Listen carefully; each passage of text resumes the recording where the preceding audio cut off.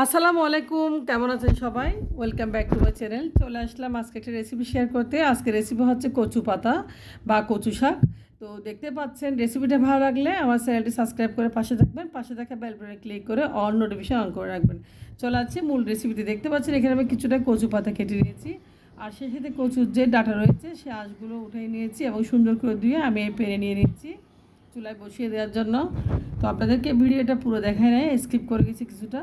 তো দেখতে পাচ্ছেন আমি চুলায় বসিয়ে দিয়েছি, কচু পাতাগুলো ধুয়ে সুন্দর করে দিয়েছি, তেজপাতা এখানে আমি 2টা, আর শেষে দিয়েছি আমি এখানে 1 টেবিল চামচ মতো হলুদের গুঁড়া।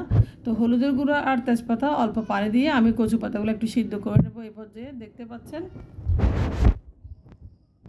তো যাদের ডায়াবেটিস রয়েছে তারা একবার হলে সপ্তাহে খাবেন, শরীরের জন্য খুবই ভালো এই কচু পাতা। এই পর্যায়ে আমি ঢাকনা দিয়ে দিয়েছি, ঢাকনা দিয়ে আমি 10 মিনিট এগুলো সিদ্ধ করে নেবো ভালোভাবে।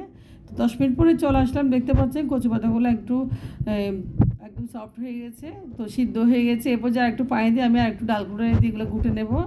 তো এরপর যে আমি ডাল গুঁড়ো দিয়ে গুটে নিয়ে একদম কচু পাতাগুলো একদম মেল্ট করে ফেলছি, দেখতে পাচ্ছেন। তো কোথাও কোনো আঁশ নেই, একদম খুব সুন্দর একটা কালার আসছে। তো চলাচ্ছি চুলে একটা প্যান বসিয়েছি, দিয়েছি তেল।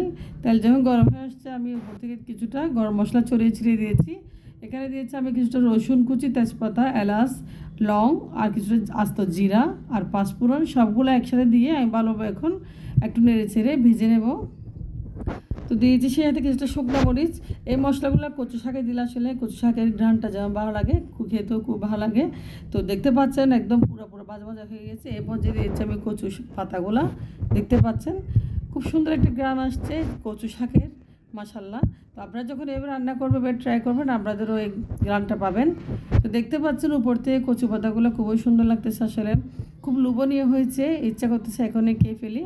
তো বিশেষ করে গরম ভাতের সাথে আমার খুবই ভালো লাগে। তো আজকে রান্না করতেছি সকালবেলা, আমি ভাত অলরেডি রান্না করে ফেলছি, আমার হাজব্যান্ডও অফিস যাবে। সেই সূত্রে আপনাদের সাথে আজকে এই কচু শাকগুলো আসলে রেসিপিটা শেয়ার করা। তো খুব উড়ে উঠেছি আমি রান্না করতে। তো এরপর যে দেখতে পাচ্ছেন দিয়েছি গরম মশলা। তো উপর থেকে আমি ভাজা ভাজা গরম মশলার গুঁড়া দিয়ে দিয়েছি, দেখতে পাচ্ছেন। তো ভাজা গরম মশলার গুঁড়া অল্প দিয়েছি কারণ একটু ঘ্রাণ আসার জন্য। তো কচু শাক এভাবে রান্না করতে হয়, আসলে এভাবে রান্না করলে কচু শাকটা খুবই ভালো লাগে। তো এরপর যে দেখতে পাচ্ছেন দিয়েছি ম্যাজিক মশলা।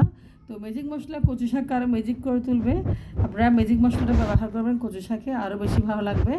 তো এভাবে চারপাশে আমি ভালোভাবে কাটি দিয়ে নেড়ে ছেড়ে এখন আর একটু কষিয়ে নেব। দেখতে পাচ্ছেন কচু শাকটা অলরেডি হয়ে গেছে, আমি এখন চুলা থেকে নামিয়ে নেব। তো উপরে কালারটাও খুব সুন্দর আসছে, একদম কচু পাতার কালার। তো এরপর যদি দিয়েছি কয়েকটা কাঁচামরিচ, আমি কয়েকটা কাঁচামরিচ একটু মাঝখানে কেটে দিয়েছি আর একটু ঝাল হওয়ার জন্য।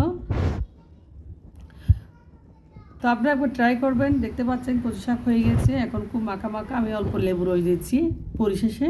তো দেখতে পাচ্ছেন আমি এখন ভাত খাবো, অল্প করে ভাত নিয়েছি সকালবেলা। কচু শাক দেখে আর লোকটা সহ্য করতে পারি না, আসলে খুবই ভালো লাগতেছে এই কচু শাক দিয়ে ভাত খাচ্ছি। তো আপনারা ভালো থাকবেন, আল্লাহ হাফেজ, আসসালামু আলাইকুম।